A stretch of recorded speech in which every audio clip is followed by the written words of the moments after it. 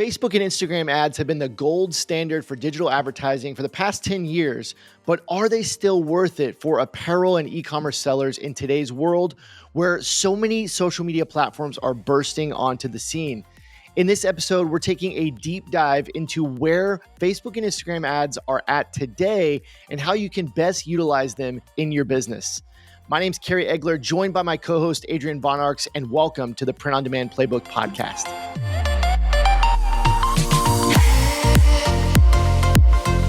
Adrian, what's going on, man? Hey, man, I am doing good. How about yourself? Doing very good. It's springtime. It's been like super rainy, but man, just getting work done and excited to be on the podcast today. We're talking about Facebook and Instagram ads. One of my favorite things. Love it. Yeah, we've done so many like classes and different things on them, like in our coaching program and all that kind of stuff. So love Facebook and Instagram ads. I want to kick it off by reading a quick review. If you're ready, we can just jump right into the review. Let's jump in. Yeah. So our review today, 5-star review. This is from Apple Podcasts, and it's from Humble Henry. We need to bring back the names. I love that name. Humble Henry. Humble Henry. So thank you for the review. Humble Henry says, excellent and insightful podcast on the ins and outs of print on demand. As a newcomer to this business, I am extremely thankful for finding this podcast and for learning so much from episode to episode. The content is engaging, informative, and just fun to listen to. I can't wait to listen to more. Have a stellar day, week, month, and year from Los Angeles. And he said, this is Leo. So Leo, Humble Henry, what a great review. Man, we've had some really good ones lately, like some amazing reviews. We have some diehard listeners, and we love each and every one of you. And it's just like a lot of good energy, a lot of good positive energy. And that personally is the energy that I love to surround myself with. And when we read the reviews, it just like lights me up inside, because I'm like, it's such crazy. An honor to be able to put content out there and have people listen and to actually make a difference. So to hear these reviews, it just means so much. Never gets old. Well, it's crazy too, because I think we have like, I don't know the exact number, but I know it's like 100 plus 5-star reviews, in there. And I mean, we're at episode 78, but like, every once in a while you get that one person that leaves like a negative review, and it just like hits you so hard. And like I read it and I'm like, man, do we need to like change this and change this? But then I have to remember like the literally hundreds of like 5-star positive reviews. And like, I know that those are real listeners, that the positive far outweighs the negative. So like, we appreciate all the reviews and we appreciate all the feedback that you guys leave in the reviews, but it really is humbling. Humble Henry. It really is humbling to read all the like positive reviews and just know that people are listening. They love the content. And so it keeps us going. And maybe some people have noticed we've been making some changes lately to the podcast. Like we do want to make it more engaging. We want to make it easier to listen to. We want to get to the point quicker, all those things. So hopefully you're noticing that, and it's improving the quality of the podcast. But we love all of our listeners. We hear you, we listen, and we invite you to keep leaving those reviews. We love hearing from you. Keep it coming. You guys are awesome.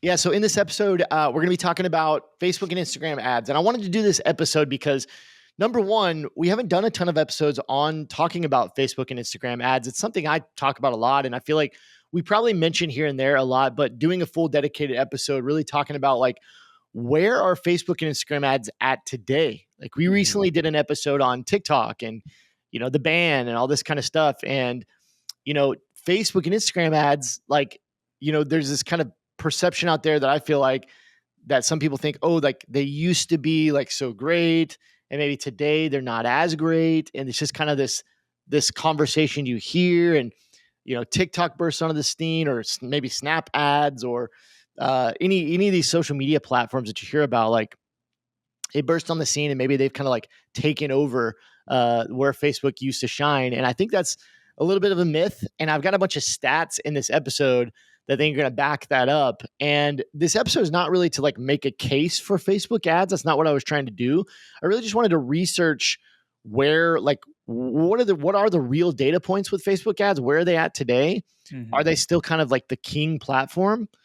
And then I also wanted to talk through with you, which I think our listeners will enjoy.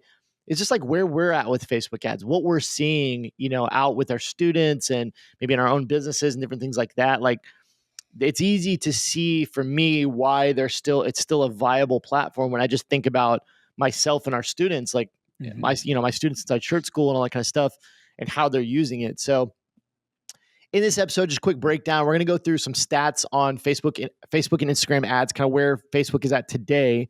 Want to talk about our personal experience, where we're at with Facebook ads, and maybe some of our students. And then I also want to talk about the best way to utilize Facebook and Instagram ads in 2024. Like, what's the strategy today? And I've got, I think, about 10 tips in that section just to kind of help you get started with Facebook ads, or maybe some things you should be looking at if you're already running Facebook ads you may not know. So that's kind of what the breakdown is. Adrian, you ready to get started? Yeah, man, this is exciting. I love this topic. Let's dive in.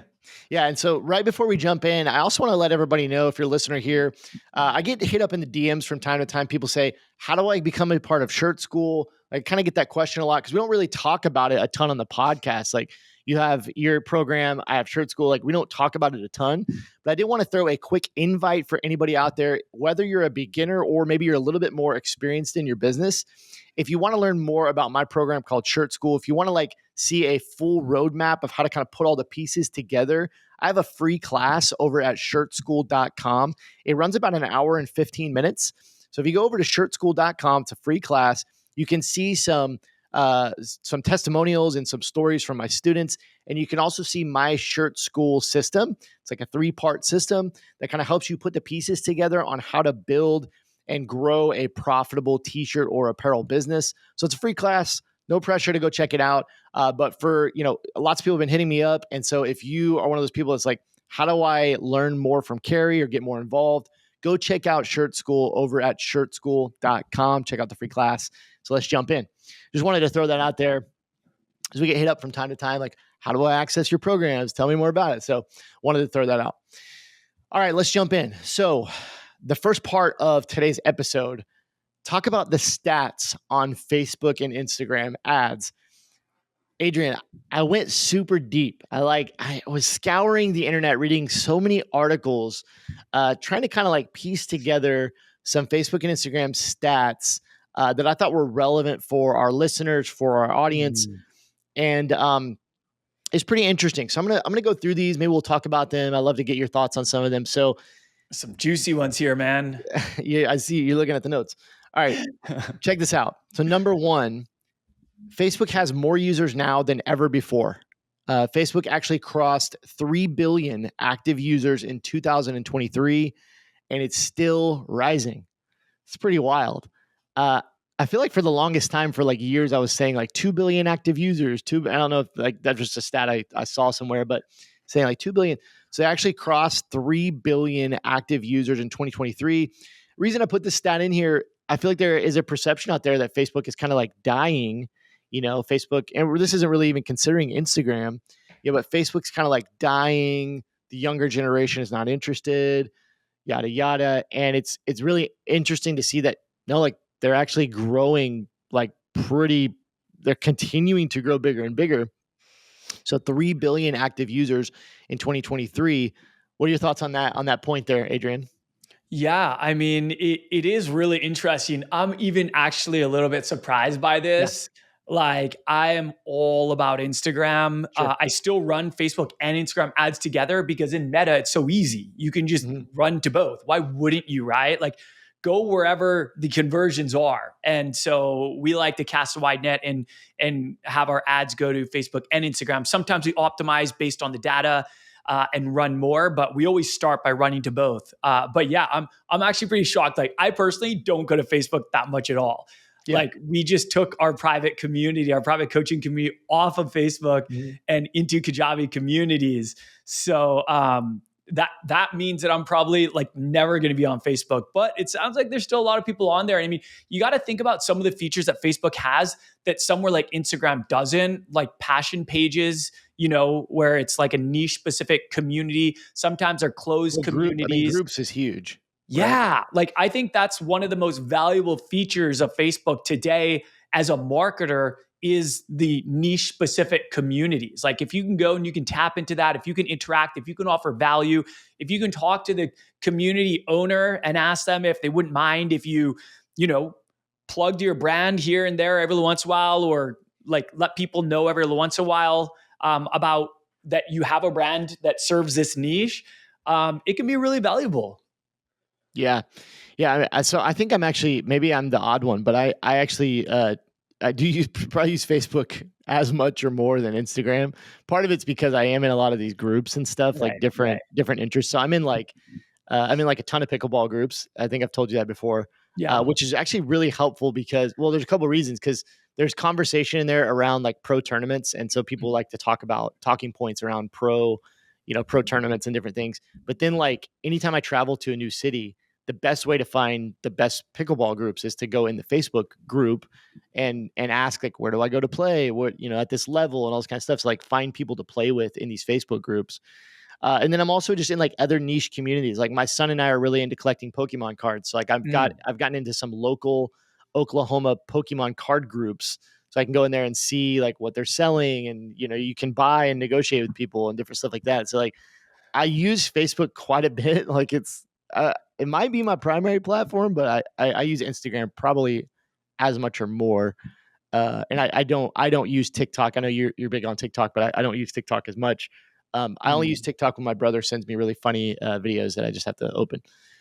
Right, right. But Uh, dude, that's exactly what I'm talking about. Like yeah. you're in there interacting in these private communities and Mhm. you identify with the pickleball niche. Yeah. So anyone in the pickleball niche, any business owner serving the pickleball niche, their ideal customer is hanging out in those groups. And you want to go where the people are congregating. So Yeah. that's like just the perfect example of the value that Facebook still offers to marketers For sure. today. And as you mentioned, there's features like groups that I just can't find on other platforms. So anyways, getting back to the stats though, I also wanted to mention just as far as age goes, because I didn't actually put the age demographics in here, but some of the data I saw was that it is true that over the last, I don't know, five years or so, like Facebook has trended to get a little bit older. And I Mm. would probably attribute that to people like myself that, Facebook was the first social media platform I ever heard of. And so I kind of like grew up with it. Released in, I don't know, 2006, 2007. Like I think I joined in 2007. There was no Instagram, there was no Snapchat, there was no TikTok or any of these platforms. So like I have a little bit of that attachment, but it has trended a little bit older. But what I would say is when you look at the stats, first of all, the biggest group of people on Facebook are millennials. It's people around our age, Mhm. 30s, 40s, maybe late 20s. That's like the kind of the biggest group. That's also just for anybody out there that's, for sellers out there, that's also a group of people that's coming into the money making part of their life where they're making more money and they're becoming more wealthy. And so Facebook is very valuable for advertisers, Mhm. because you not only have the even older demographic that has already made wealth, but now you have the millennial demographic that's coming into more wealth and making more money as they're growing older. So that's something to consider. And there are still a lot of young people on Facebook. They're definitely not gone. That's what's interesting looking at the stats. Okay, so here's some other stats. Let's kind of get going through. We're only through one. I was just telling Adrian, I was like, Can we talk before about the this one a little bit more? yeah, Just kidding. before the podcast, I told Adrian this could be one of those short episodes. I was like, we never have short episodes. Yeah. Anyways, so let's raffle through these a little bit. So number two stat I got: post iOS 14 updates in 2021, the number of users and advertisers has continually risen every year. This was really interesting to me to see because as you probably know, in 2021 there was a big iPhone update. I'm not going to get too far into that, but basically it messed up a lot of the tracking for advertisers. You can't track a lot of your sales and attribute them the right way. And it was a huge, talking point. It was a huge like headache for advertisers. It just messed up a lot of things. And what's interesting is, I would think after that update, like advertisers would leave the platform, but that's not the case. Like advertisers continued to flock to Facebook and Instagram ads to the platform, and not only users rose, but advertisers have been rising. So there are more advertisers today on the Facebook ads platform than there was pre 2021 and all the iOS updates. Pretty crazy. Yeah. Yeah, iOS 14, I mean, it did have like an impact. Yeah, And, sure. there was a lot of doom and gloom in the lead up to it. And people were saying, oh, the sky's falling, the sky's falling. It's like, come on, people Facebook are ads are still dead. buying, people are still advertising.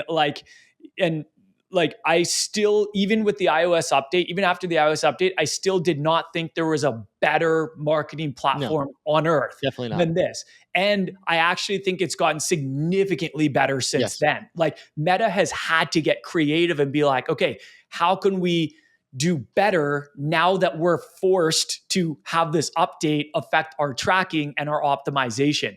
And it's got significantly better since then. It was really good before iOS 14. iOS 14 affected it, but then they had a team of developers working on solutions on how to improve it. And they've succeeded in improving it, in my opinion. Yeah. Yeah, it's interesting. And what you said, kind of like the next stat I have kind of backs up everything we're saying. So this is really interesting. So average CPM on Facebook and Instagram ads is, I should say Meta ads, $10.53, which CPM, if you don't know what that stands for, that's cost per milli. And basically what that means is it's your average cost to show your ad to 1,000 people. So CPM, so $10, and it costs $10.53 on average to reach 1,000 people with your ad.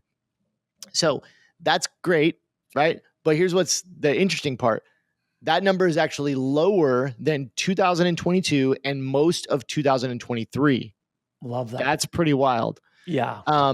And I just put as a side note in here, it does fluctuate by the time of year.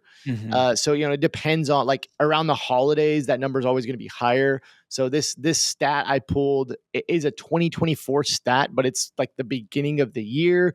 So that's why I put most of 2023. There may have been a time in 2023 that it was a little bit lower, but there may have also been a time in 2024 when it's been lower. It's kind of a hard stat to say.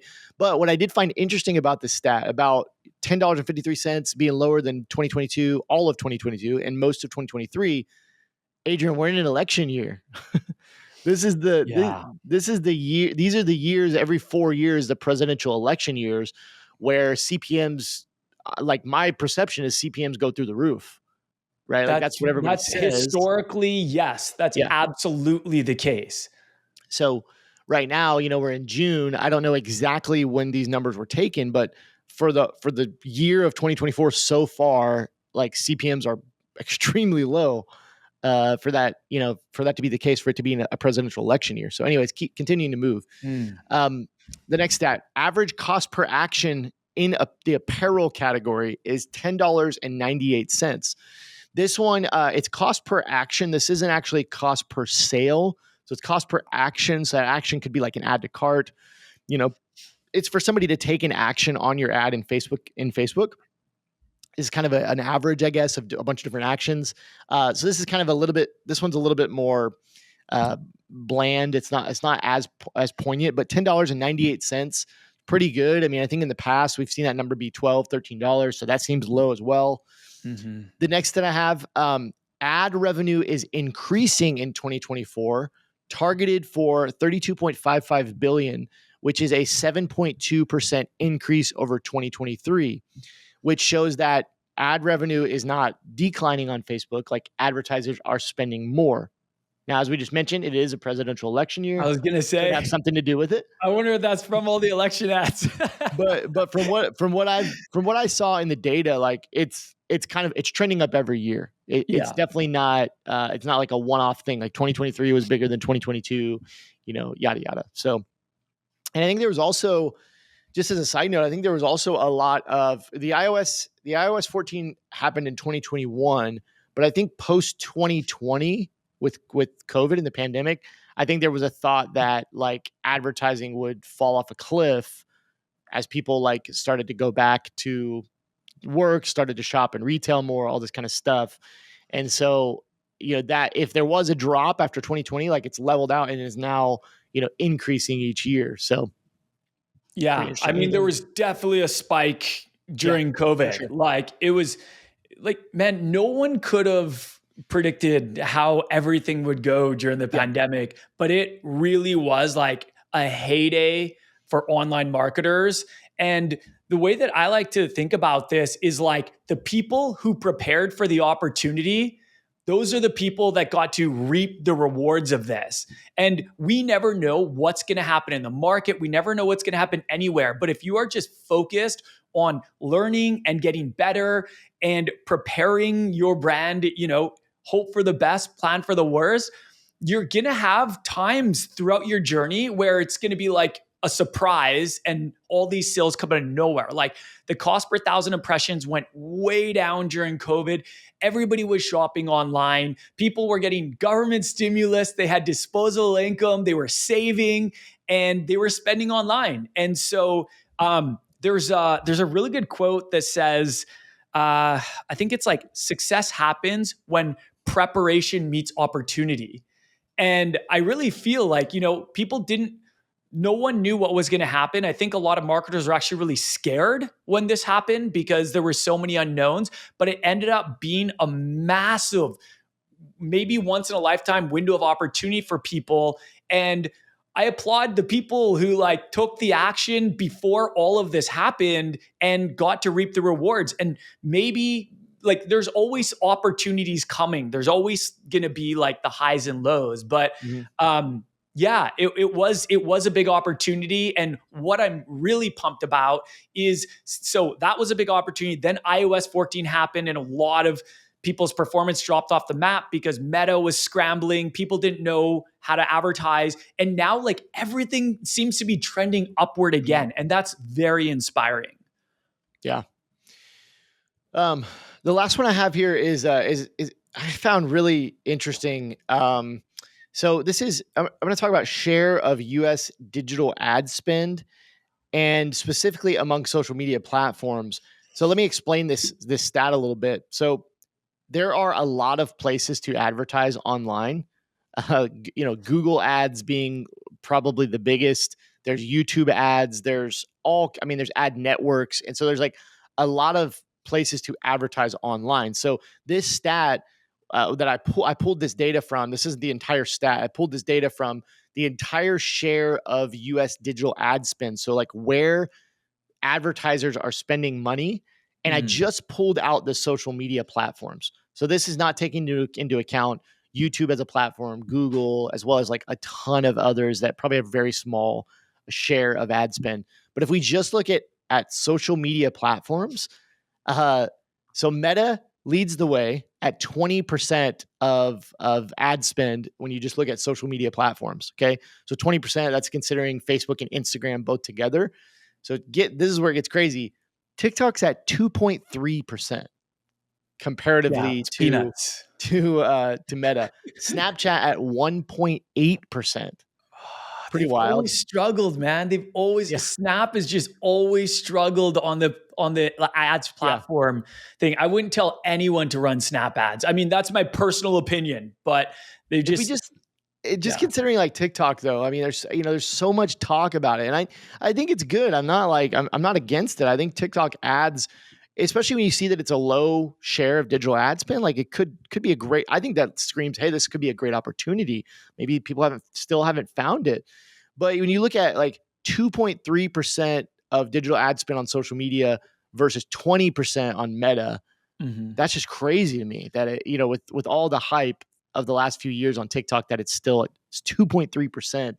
And then Snapchat is actually not far behind it at 1.8%. So like it's close to where Snap is, or where TikTok is. Snap is close to where TikTok is. So Yeah. anyways, I found that interesting. It like, and what to can kind of conclude from all that data is that Facebook and Instagram ads, they're going nowhere.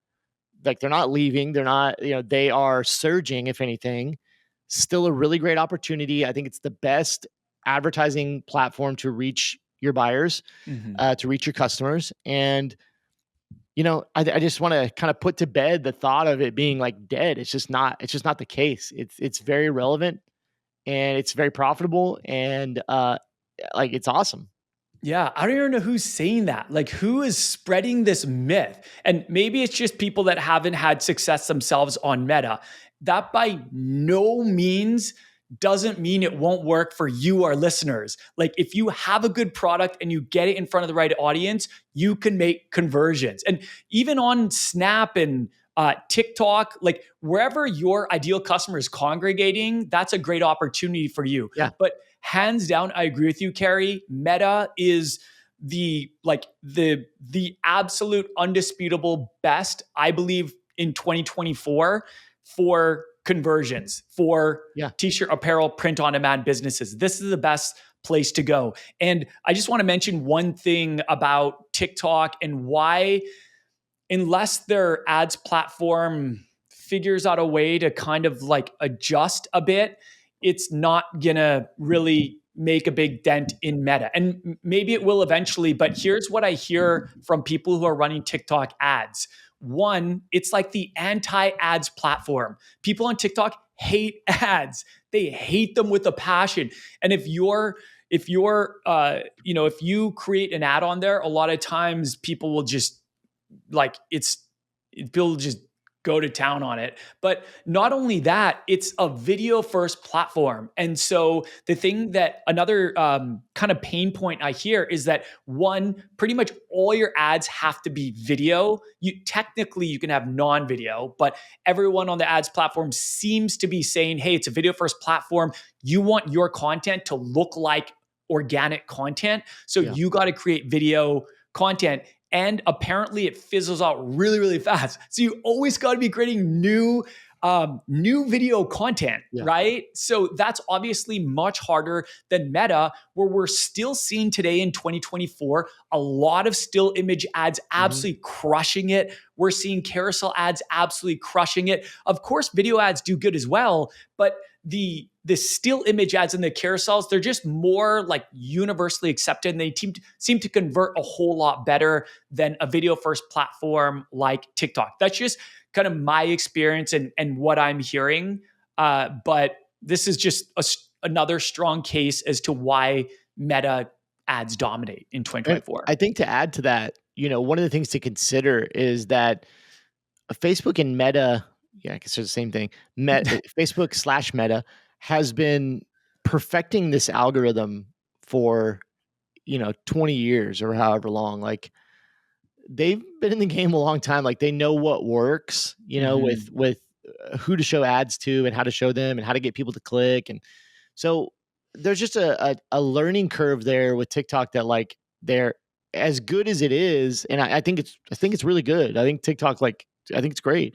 Mhm. Um, they don't have 15 plus years extra that Meta has had to really like figure out how to make a great ads platform and hone in the algorithm and how it works. So, I think that just has a lot to do with it. Is just the experience and the tenure of a platform. Yeah, it's a more mature platform for For sure. And sure. I'm not trying to throw shade on TikTok. I like Yeah, TikTok. absolutely. I'm very active on TikTok. I think it's great. Whatever is going to help marketers market, I love that for you guys. I love that for us. That's amazing. They're all great platforms. They can all be great platforms. Yeah. But yeah. So I want to move on to the next section. I want to talk about kind of where we're at with Facebook ads today. I think we've already really kind of covered this a little bit in our conversation. But I want to talk about two talking points. The first one just being how I even got into Facebook ads, and I also want to hear a little bit about how you got into Facebook ads. And so just to share that a little bit, I actually I think this, but like my first sales ever came through Facebook ads. It wasn't like organic. So I always tell people like I feel like I went the opposite direction of even kind of what I teach today is like Mhm. I don't usually recommend that people start with Facebook ads because I think you'll burn a lot of money. Or start with any kind of advertising. Like I think the organic route is the better way to go. And yes, it takes more time. Yes, you got to be patient. Yes, you got to continue to work on it, but you don't just burn through money like you can with advertising because if you don't know how to use the platform, you don't know the best practices, you don't know what kind of creatives work, you don't know how to target, like you don't know all the nuances of this meta ads platform, it can be really difficult and you can end up just burning money. And Mhm. anyways, so back in like 2016, I started my first store. I literally like second day or something that I had my store up, I started a $5 per day Facebook ad. It was a carousel ad, and it was just the t-shirts. And somehow within like 24 hours, I started making sales, which is wild.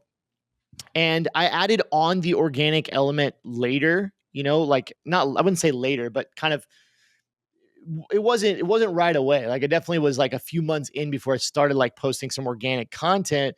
And then I started building my email list because I really learned that was really important.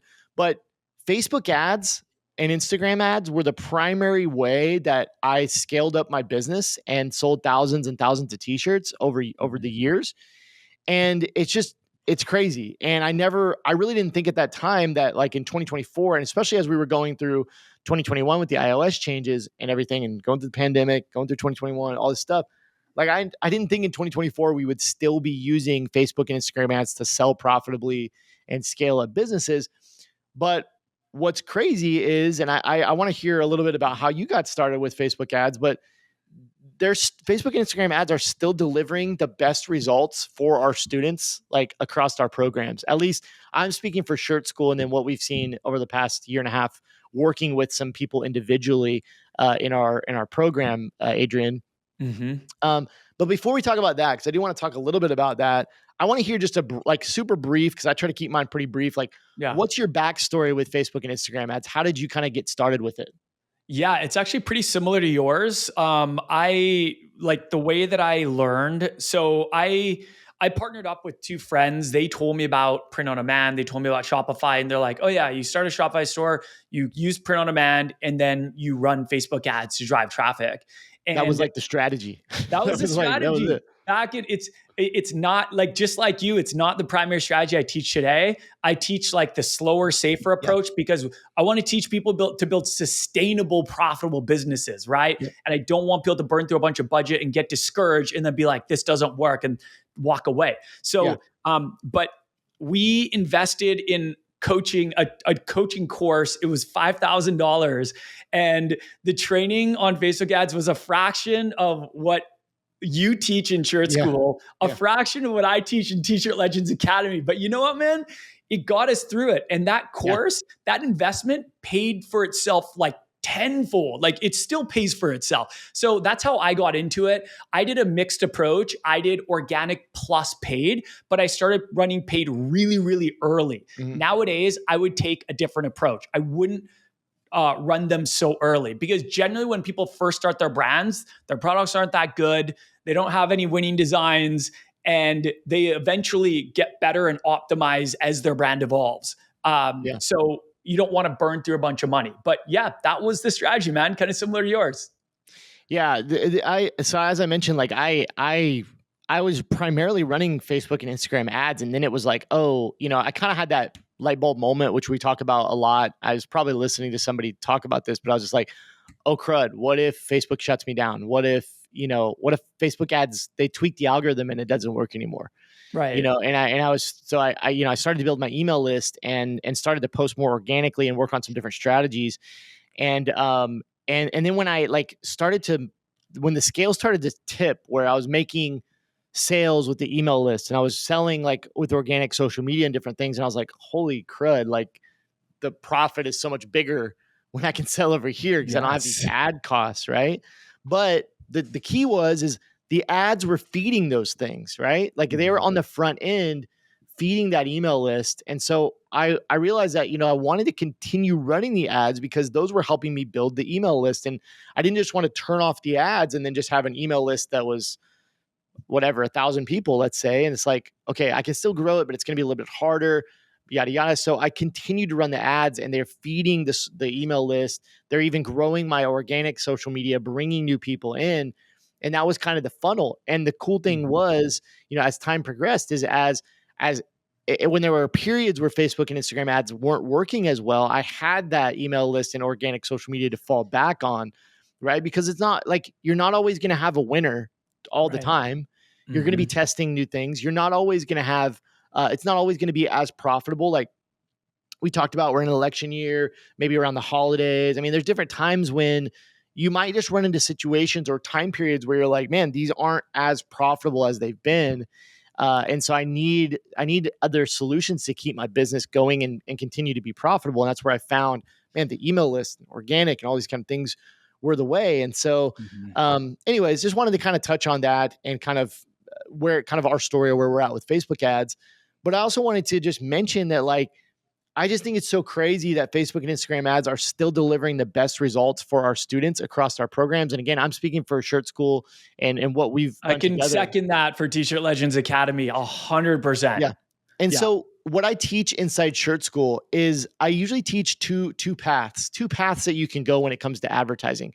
You can take the slow and calculated path, and you can build up organic social media, by posting niche friendly content that attracts people in. If Mhm. you are into pickleball and you post pickleball teaching content or funny memes, we actually have, like, I have a student that crushes it in this niche by doing this, and you post niche related content that's relatable for those people.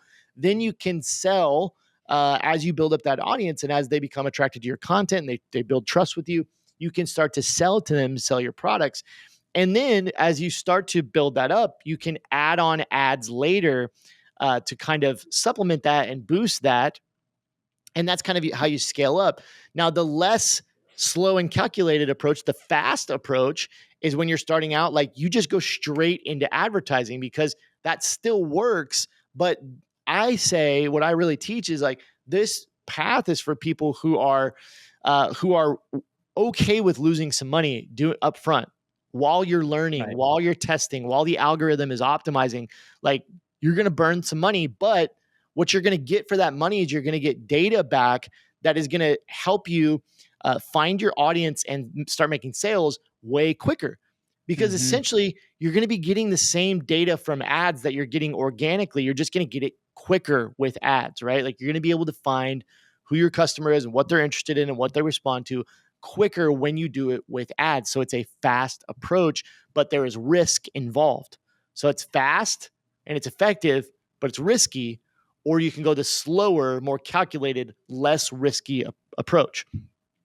And Yeah. so, but Amen. what I consistently see inside Shirt School, especially, is the students that are, posting and saying, like, I just hit 100 sales, or I just crossed $10,000 in sales. Like, it's the people that are a little bit more aggressive and taking that faster approach. Now, we definitely have a lot of success stories with that slower and calculated approach, but it takes more time, right? Those aren't as frequent because it's taking time for people to build it up, and you have to be very committed and consistent to posting content and sending emails and those kind of things to be able to make that work. So that's what I've seen, and I would love to hear from you as well, because you mentioned as well, you've kind of seen the same thing. But, like, Mhm. what's been your experience with your students of are they still using Facebook and Instagram ads, and is that where you're seeing the most success? Yeah. Yes and yes. Yeah, Definitely Meta ads are the number one platform used by my students. I mean, it's the core training in our program that yeah, we train on because we know it's the best yeah. platform for t-shirt apparel and print on my businesses, right? So that's what Mhm. we have like a lot of training around, just like you do. And it's definitely where they're getting the best results as well. Ads are good for so many reasons, right? They can lead to huge income spikes. Let's say that you get validation, you post a product, maybe you send it over an email, maybe you post on social media, and you notice it gets a disproportionate number of interactions or engagement. Well, that's a form of validation. And with that validation, then you can have something to justify taking that to the ads platform and putting paid ads behind it. And so what I love about that is you get the validation on the free and low cost marketing channels, and then you scale up Mhm. to amplify your reach. So if you know from a small sample size that this product is outperforming other product in terms of interaction engagement, maybe it's getting sales, then that's good. That's enough validation for me to put paid ads behind it to get it in front of 10x more people, 100x more people, and try to keep pushing it up as long as it's Yeah. profitable, right? But absolutely, number one platform. People are still getting great results on it. What I will say, like I totally agree about, you've got kind of two roads. You can go the slower and safer, or the faster and riskier.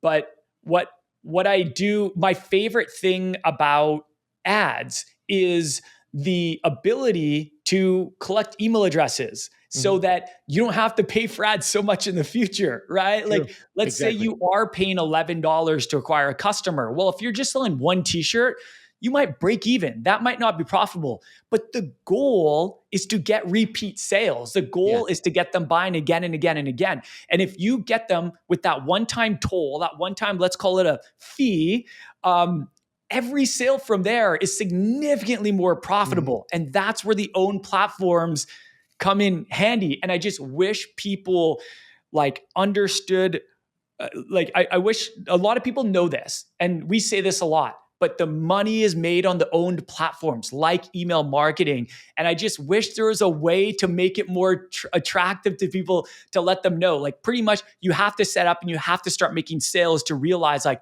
holy crap, this is a highly profitable platform. Yeah. And this is amazing. My profit is going up because I'm making sales on this very low cost platform. The return on investment for conversions on email marketing is usually significantly higher than the return on investment for conversions on an ads platform.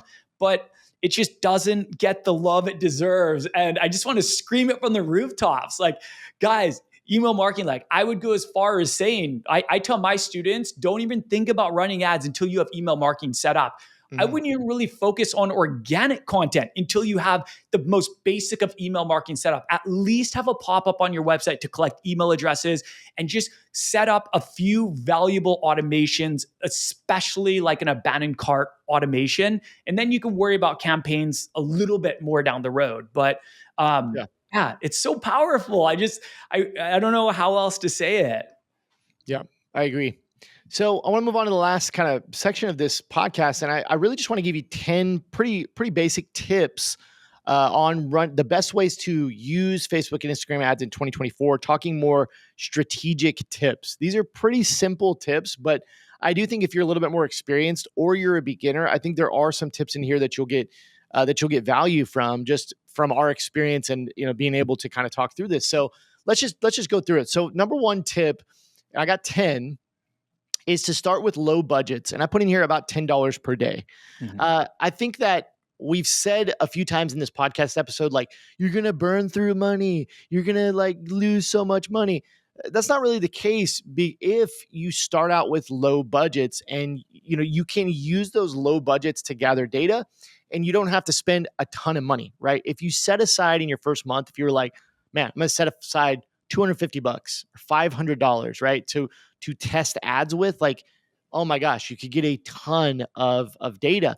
So a lot of people want to be more aggressive. You want to go into Facebook ads and you're like, oh, I'm just going to put in $100 a day and I'm just going to go all in. Like, this is going to crush it. And I've seen that. And you end up just burning through money. You can start with low budgets, $10 a day. You can test campaigns for 3 days, and analyze them with small amounts of data and be able to make really good, educated, smart decisions on, what's profitable, what's not, what's your audience, all those kind of things. So that's tip number one, start with low budgets. Tip number two, always optimize for conversions and specifically purchases. We see a lot, people want to go in and do like an engagement campaign or, optimize for link clicks and these kind of things. You always want to set up your campaigns to optimize for purchases. And what I mean by that is you're telling Meta that I want you to find the people, show my ads to the people who have the highest likelihood to convert into a sale, to actually click on the ad and make a purchase. So when you go into Meta and you set up a new campaign, there's like 8 billion different, there's like all these different objectives and all these different things you can do. My best advice would just be set it up for purchases. Okay. Ask it for sales. Tell Facebook, I want sales. Stop me if you want to say anything. Yeah. Can I say something about that? So far, like 100%. But the optimizing for conversions, I think it's important for people to know that when you are optimizing for something like link clicks, you're going to get a lower cost per action because there's a whole lot more people on the Meta platform that click on links than there is that actually converts. And when you're putting a budget into Meta, let's say $10 a day, and you're saying optimize for link clicks, Meta is just going to show it to everyone who clicks on links a lot, they don't care if those people have ever converted. Yeah. Maybe 90% of those people have never bought from a Meta ad.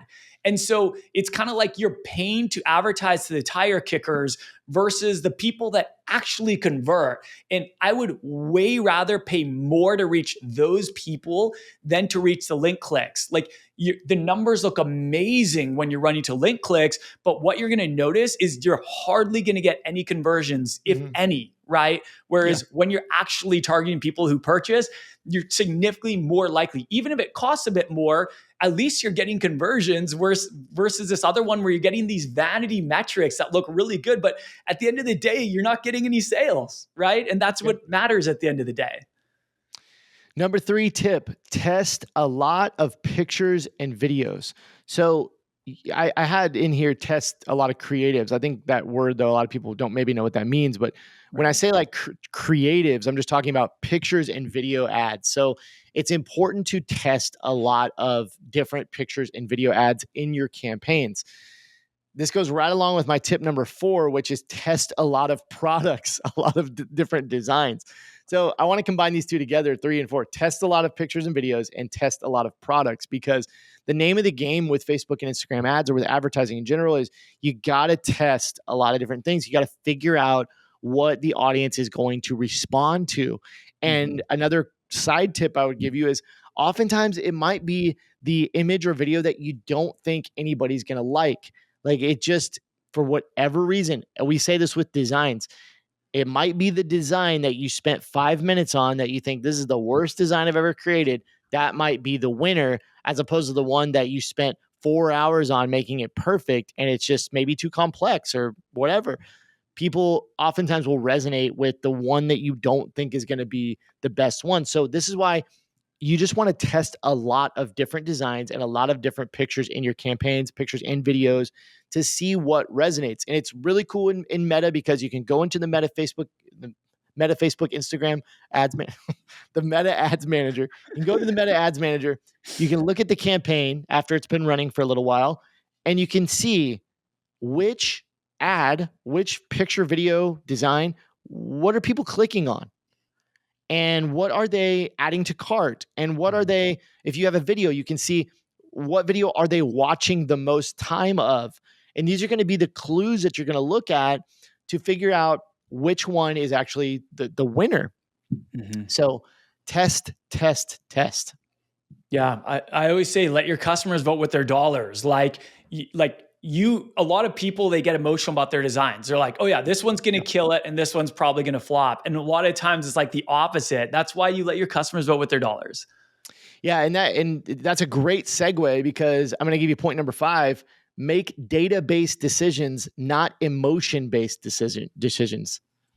Just like you said, Adrian, make data-based decisions, not emotion-based decisions. It's so easy to get emotionally attached to your designs. And this is another one of those reasons why I see people burn so much money and come back and say, I spent $500, I didn't get any sales.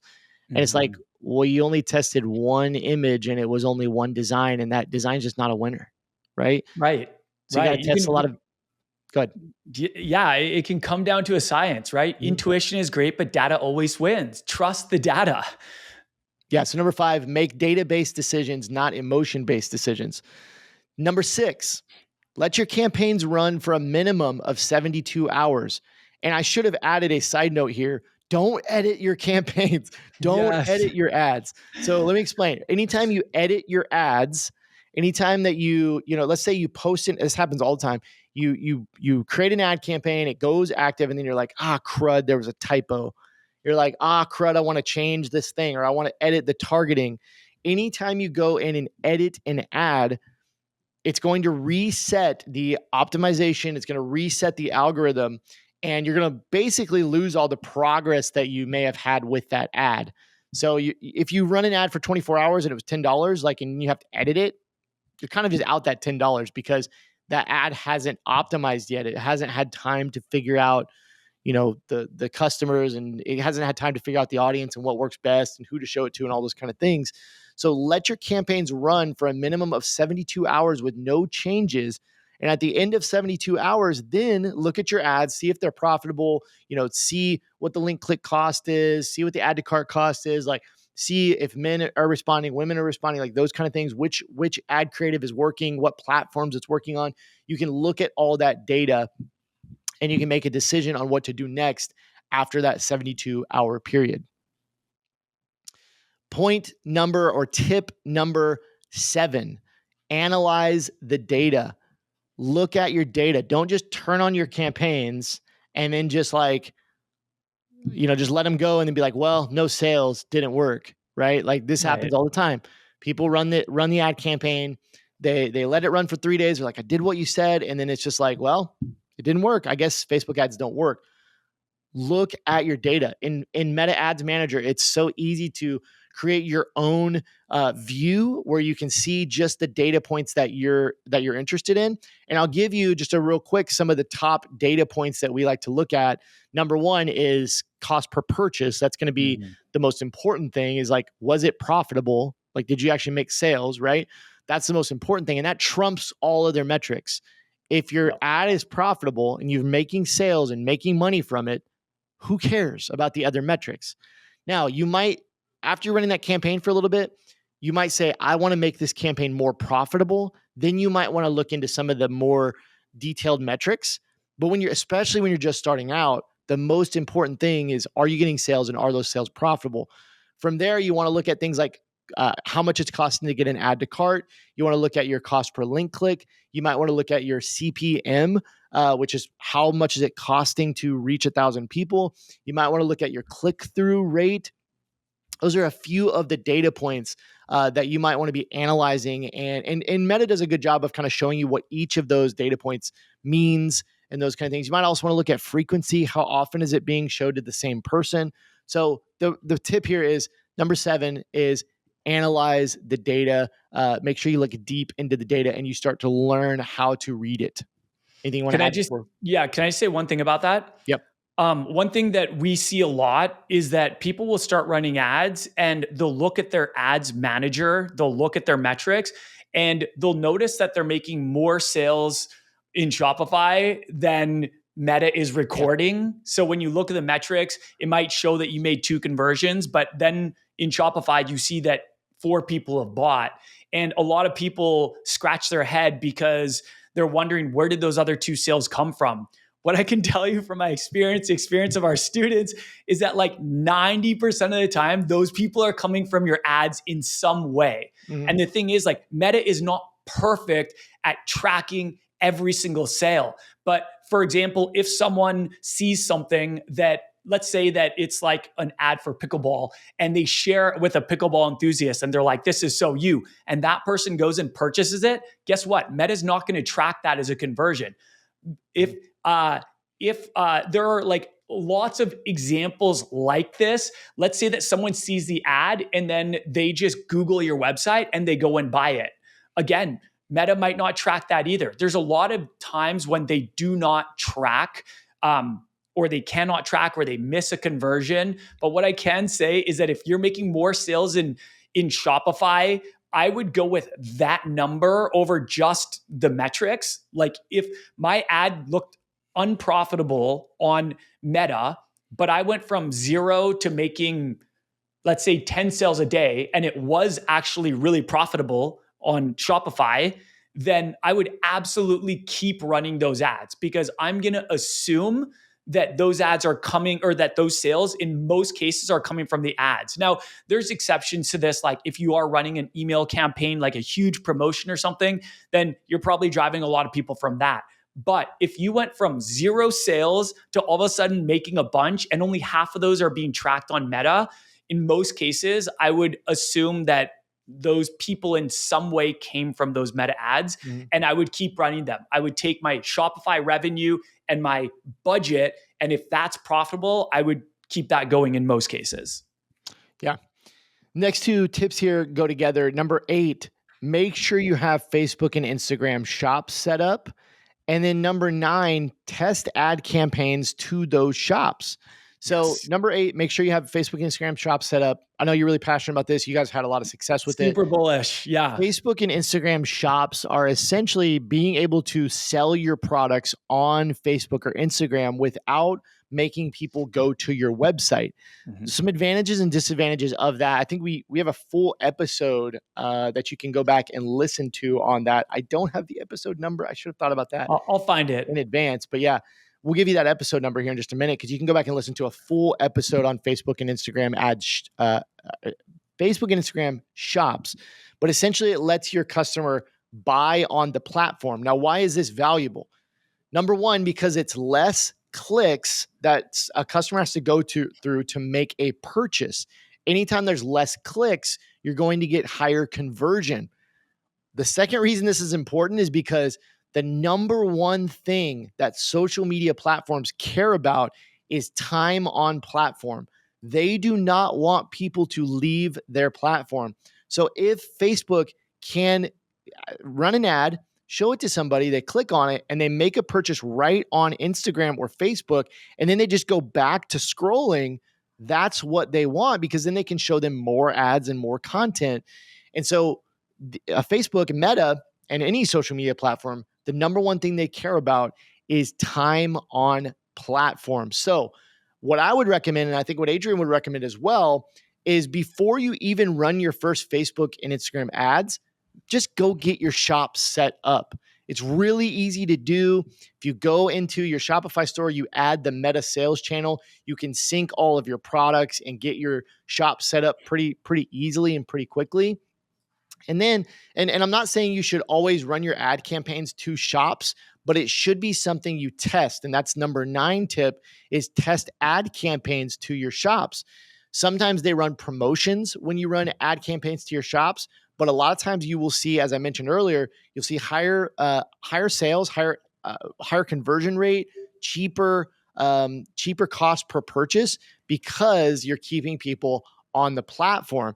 Now, the disadvantage of that is you can't necessarily upsell to them. You may not be able to collect their email, but this can be a supplementary ad campaign that you run maybe to your primary ad campaigns and still be able to generate some sales. And so I know Adrian and his partner Carlos have had a lot of success with this, and I love for you to offer any advice there that you have on Facebook and Instagram ad shops and specifically ads to them. Yeah. So just to reference the episode, it's episode number 27. Increase your sales with Facebook. Goodness. 27. Yeah. That was a 50 while ago. episodes ago. That's crazy, right? Increase your sales with Facebook and Instagram shops. I feel like we recorded that like a month ago. Super passionate about this. I think it's a huge missed opportunity for anyone who isn't leveraging it. Now, it's not currently available in every single country, but if you are in the US, you have no freaking excuse. Get your Facebook, Instagram shops up. This is a free sales channel that leads to a very good user experience because many times people go into Facebook and Instagram not actually to shop, but to be educated, entertained, or inspired. And if you can make it a good experience for them where they don't even have to leave the platform to shop and to add to cart and to complete a purchase, that's amazing. Like this is called social commerce and it is rising every single year. It just keeps getting better and more popular. People are getting very comfortable with this now. It's not fringe anymore. Like this is mainstream. And what I would say is before you start running ads, do yourself a favor and get your shop set up first. It's going to help you so much. And when you do run ads, if you're in a country where you're allowed to have, where they have Facebook and Instagram shops, then you should run ads, giving Meta the decision whether to run your ads, to put your ads in front of people in Facebook and Instagram shops, or to direct them directly to your website. Because what they're doing is they're looking at their data, they're looking at the behaviors of all these different people, and they're essentially catering to them. They are giving them, they're trying to provide the best experience. If they notice that someone buys in shops all the time, then they're probably going to automatically run the ad to your shop. Versus if they notice that someone prefers to shop on websites where they actually leave the social media platform, then they're going to show them the website. And what I will say is with all the data they have, they are much better predictors. Meta is much better predictors than we are at what people are going to prefer. Don't assume you know your ideal customers' preferred behaviors. Again, it goes back to looking at the data. And when you let Meta decide, what we notice is that this lowered our cost per conversion because Meta did a really good job of showing it to people where they preferred it being shown to them. Yep. And so my last tip number 10 for your Facebook and Instagram ads, a little bit more of an advanced tip. This isn't something I would recommend personally for beginners or for new people, but as you're running more ads, you may want to consider testing Advantage Plus campaigns after you've tested standard campaigns for a while. So Advantage Plus is a newer type of campaign, and it's a newer type of way that the Facebook or the Meta algorithm works. So it actually finds your customers in a different way. So I don't want to get too deep into this, but the old way is essentially through targeting. So you tell Facebook, I want to target people who love cats. And it goes out and it searches its whole database of cat lovers, and it identifies the people who are most likely to make a conversion, make a sale. Now, Advantage Plus campaigns actually don't offer targeting. So you don't do any targeting in Advantage Plus campaigns, and they actually use your past data from existing campaigns as the guide to find new buyers. And so it's actually really interesting how it works. So it uses all that past campaign data, the customers that you sold to, and that's how it's actually going out and identifying the new people for your campaigns. These can be very, very effective, and they're actually really easy to set up. But if you don't have a lot of past data with your campaigns, these might not be quite as profitable. So it's something to consider. But I do think if you've been advertising for a while, you should definitely consider trying Advantage Plus shopping campaigns. And I think it would be a good thing to do. Anything you want to add? I think that's the last tip. I love Advantage Plus. I love it for scaling. So if you already have a winning design and it's already profitable and you want to really ramp up that budget, Advantage Plus is a great option for you. Definitely. Yeah. One thing I will say about Advantage Plus is it seems to take longer to optimize right now than like normal ads targeting an audience. Like if you are doing detailed targeting, let's say you're just targeting pickleball lovers, I'm just making something up.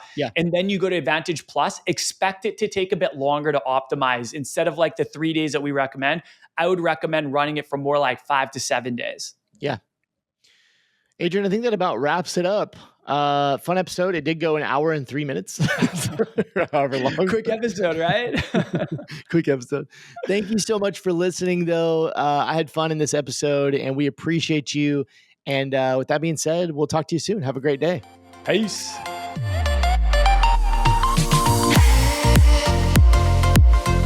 Thank you so much for listening to this episode of the Print on Demand Playbook podcast. If you enjoyed this episode, please leave us an honest review on whichever platform you're listening from. We are so grateful for you. Thanks again, and we'll talk real soon.